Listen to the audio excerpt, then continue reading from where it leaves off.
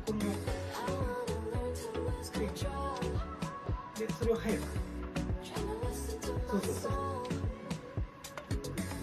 でこれがまっすぐ、骨盤まっすぐにいってこれを速く、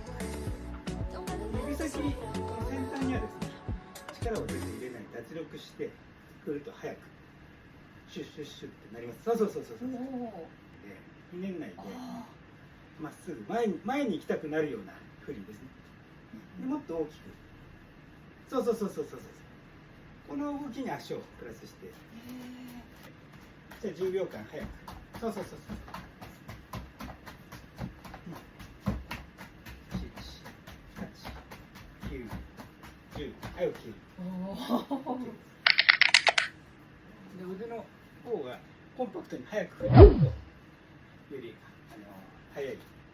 ピッチで走れるんで、